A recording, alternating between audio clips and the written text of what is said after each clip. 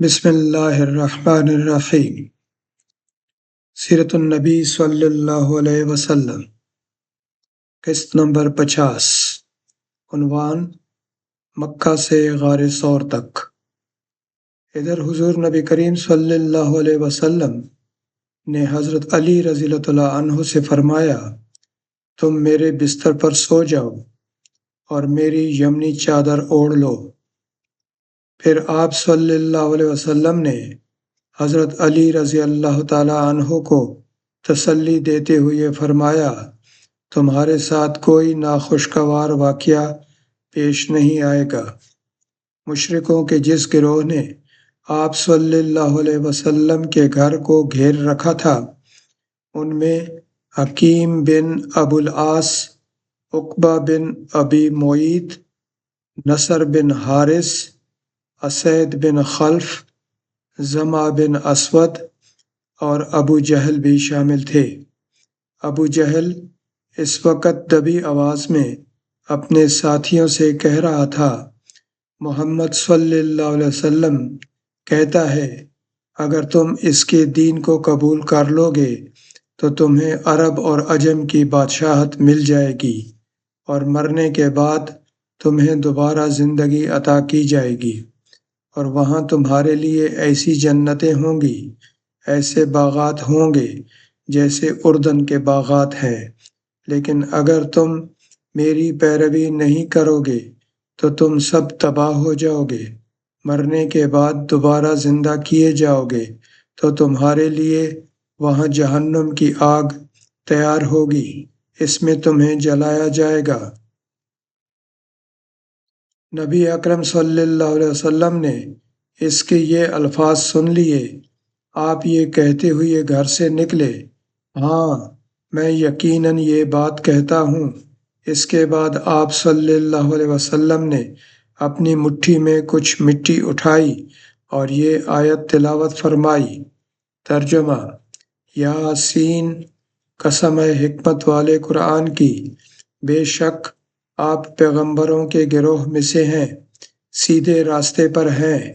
یہ قرآن زبردست اللہ مہربان کی طرف سے نازل کیا گیا ہے تاکہ آپ پہلے تو ایسے لوگوں کو ڈرائیں جن کے باپ دادا نہیں ڈرائے گئے، سو اسی سے یہ بے خبر ہیں۔ ان میں سے اکثر لوگوں پر بات ثابت ہو چکی ہے، سو یہ لوگ ایمان نہیں لائیں گے۔ ہم نے ان کی گردنوں میں طوق ڈال دیے ہیں، پھر وہ ٹھوڑیوں تک اڑ گئے ہیں، جس سے ان کے سر اوپر کو اٹھ گئے ہیں، اور ہم نے ایک آڑ ان کے سامنے کر دی ہے اور ایک آڑ ان کے پیچھے کر دی ہے، جس سے ہم نے انہیں ہر طرف سے گھیر لیا ہے، سو یہ دیکھ نہیں سکتے۔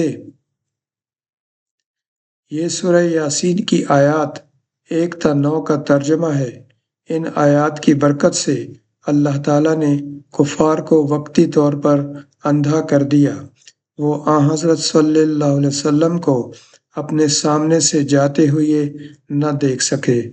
حضور صلی اللہ علیہ وسلم نے جو مٹی پھینکی تھی وہ ان سب کے سروں پر گری، کوئی ایک بھی ایسا نہ بچا جس پر مٹی نہ گری ہو۔ جب قریش کو پتہ چلا کہ حضور صلی اللہ علیہ وسلم ان کے سروں پہ خاک ڈال کر جا چکے ہیں تو وہ سب گھر کے اندر داخل ہوئے۔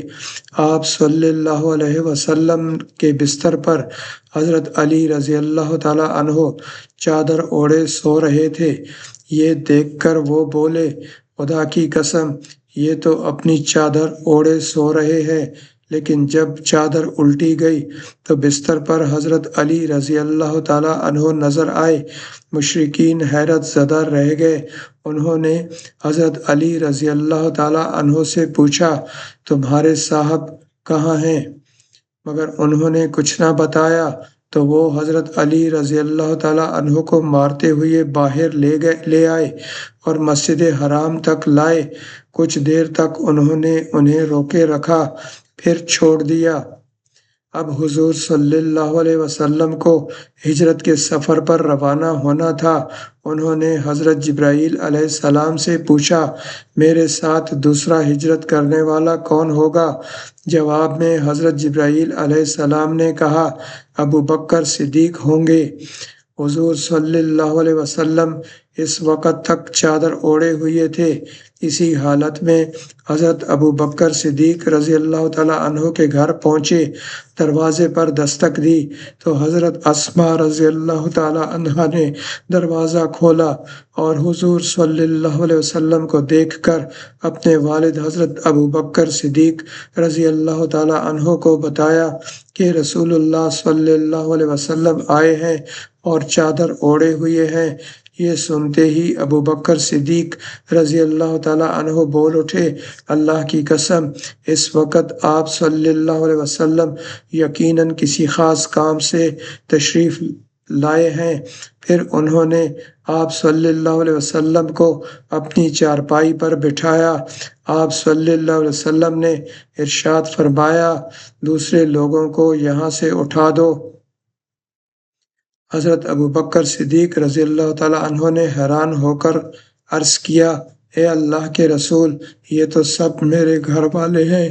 اس پر آپ صلی اللہ علیہ وسلم نے فرمایا، مجھے ہجرت کی اجازت مل گئی ہے۔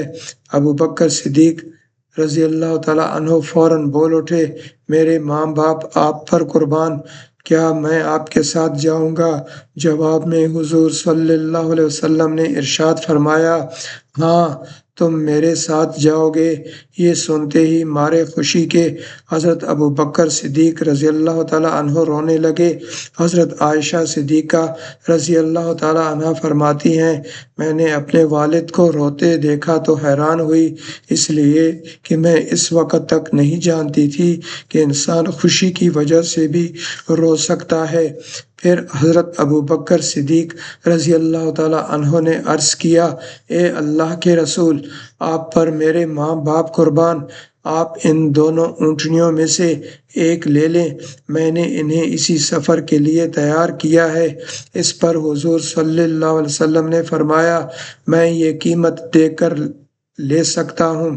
یہ سن کر حضرت ابو بکر صدیق رضی اللہ تعالیٰ عنہ رونے لگے اور عرض کیا، اے اللہ کے رسول، آپ پر میرے ماں باپ قربان، میں اور میرا سب مال تو آپ ہی کا ہے۔ حضور صلی اللہ علیہ وسلم نے ایک اونٹنی لے لی۔